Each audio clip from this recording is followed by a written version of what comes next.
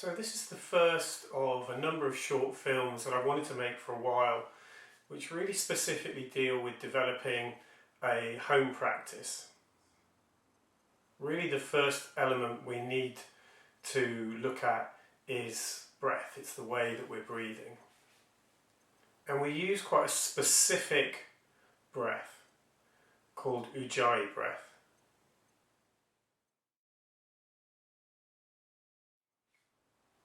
There's nothing complicated or particularly difficult about Ujjayi, but it has a couple of elements which when we're practicing really help to draw our attention to the breath and the movement of the breath.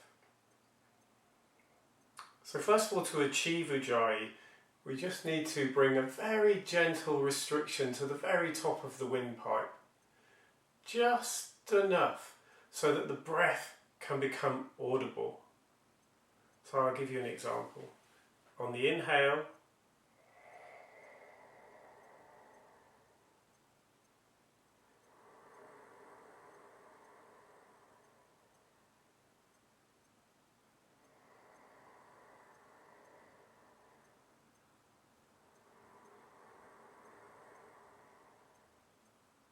so sometimes it's called ocean breath because of that sound of the waves just coming in and going out.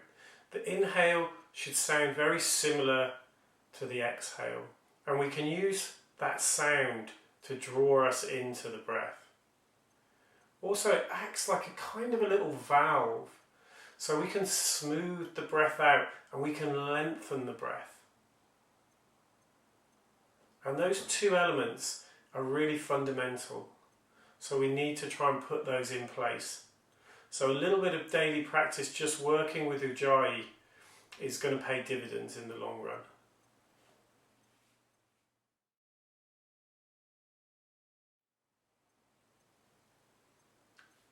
The second part of the breath is 4-part breath.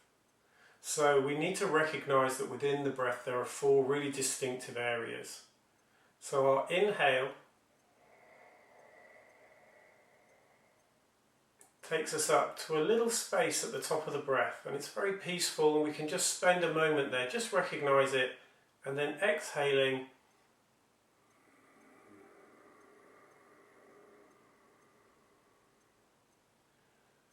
we come to the bottom of the breath, and there's a peaceful space there as well where we can spend a little time.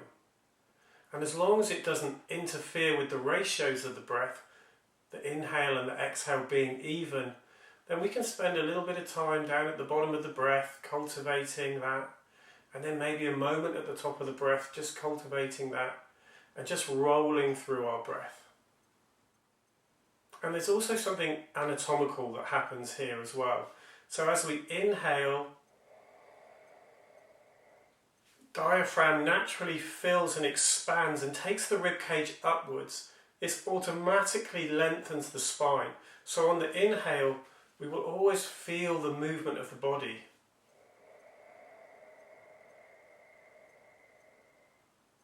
So allow the body to move with the breath, allow the chest to expand and allow the spine to lengthen. And then as we release into the exhale,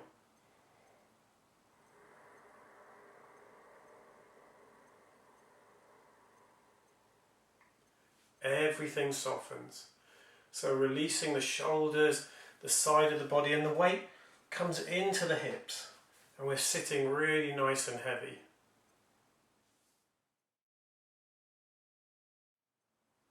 So now we need to start to work with movement inside the breath, and this is the final element to put in place really.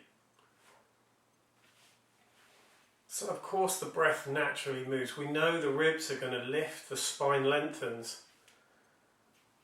So the simple way to start working with movement in breath is allow the inhale very naturally to rise, and allow the arms to move just as the inhale picks them up and takes them to the top of the breath where there's that little space. Then when the exhale naturally begins, the arms just gently come back down and they land on the thighs, and then there's that little space at the bottom of the breath. Of course, the inhale is naturally going to rise, and as that starts, the movement comes back in and takes us back up to the top of the breath. Movement finishes, breath stops, recognizing the space at the top, and then just gently releasing down into that space at the bottom of the breath. So we have our Ujjayi breath. We can start to develop that. We have the 4 parts of the breath. So making sure that as we breathe, as we create this rhythm of breath, we're recognizing all 4 parts and keeping our ratios the same, so the inhale and the exhale are nice and even. And obviously we can feel that, but also we can hear it with Ujjayi, so we can use that audible aspect of the breath just again to take our attention to it. And then finally, the fact that the movement is enveloped within the breath.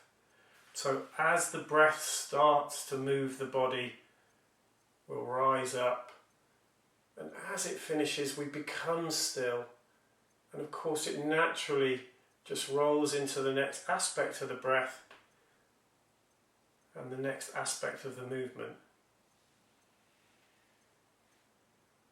So if we put all of those in place, we're now breathing and developing that awareness of breath and that awareness of movement.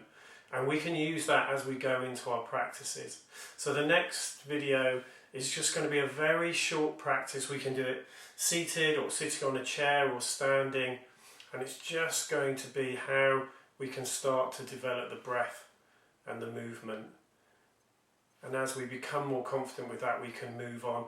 Or if that feels good, that's exactly where we'll stay. There's no necessity, it's purely your experience. If that's the experience that you want, then that's the experience that you can work with.